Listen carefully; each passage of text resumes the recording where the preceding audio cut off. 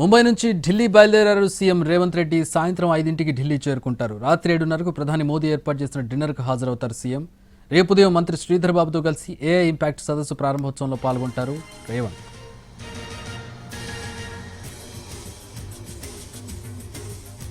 మా ప్రతినిధి చారి జాయిన్ అవుతున్నారు. సీఎం ఢిల్లీ టూర్కి సంబంధించి మరిన్ని వివరాలు తెలుసుకుందాం. చారి, సీఎం రేవంత్ రెడ్డి కొద్దిసేపటి క్రితమే ఢిల్లీకి బయలుదేరి వెళ్లారు. సాయంత్రం జరిగేటువంటి అధికారిక కార్యక్రమాల్లో పాల్గొంటారు. ప్రధానమంత్రితో జరిగేటువంటి సమావేశాన్ని కూడా హాజరవుతారు. అయితే ప్రధానంగా ఇవాళ షెడ్యూల్ ఎలా ఉన్నా రేపు పార్టీకి సంబంధించినటువంటి సమావేశం కూడా ఉంది కాబట్టి పార్టీకి సంబంధించినటువంటి సమావేశం కూడా కీలకంగా కాబోతుంది. రేపు జరిగేటువంటి ఏఐకి సంబంధించినటువంటి సదస్సులో మంత్రి శ్రీధర్ బాబుతో పాటు సీఎం రేవంత్ రెడ్డి ఇద్దరు కూడా పాల్గొంటారు.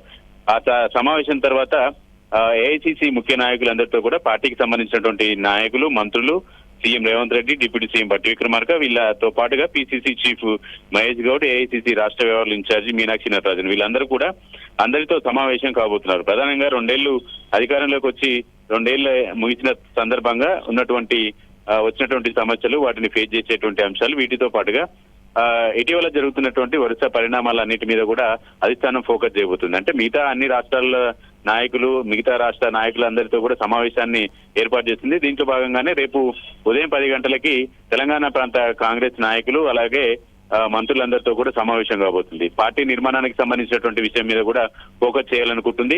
ఈ నెలాఖరులో హైదరాబాద్ లోనే శిక్షణ సమావేశాన్ని ఏర్పాటు చేయబోతుంది. అక్కడికి రాహుల్ గాంధీ, ఖర్గే కూడా వస్తున్నారు. ఇలా పార్టీ నిర్మాణానికి సంబంధించినటువంటి అంశంతో పాటు రాష్ట్రాల వారీగా పార్టీలో ఉన్నటువంటి సమస్యలు, నాయకుల మధ్య ఉన్నటువంటి సమన్వయ లోపం, ఇలాంటి అంశాలన్నిటి మీద కూడా కాంగ్రెస్ నాయకత్వం ఇప్పటి నుంచే ఫోకస్ చేస్తుంది. దాంట్లో భాగంగానే తెలంగాణ కాంగ్రెస్ పార్టీకి సంబంధించినటువంటి సమస్యలన్నింటి మీద కాంగ్రెస్ లో సహజంగానే ఒకరిపై ఒకరు ఫిర్యాదులు చేసుకోవడం, నాయకుల మధ్య సమన్వయం లోపడం, కోఆర్డినేషన్ లేకపోవడం, ఇలాంటి అంశాలన్నింటినీ కూడా ఉంటాయి కాబట్టి వీటన్నిటి మీద అధిష్టానం పిలిచి మాట్లాడబోతుంది.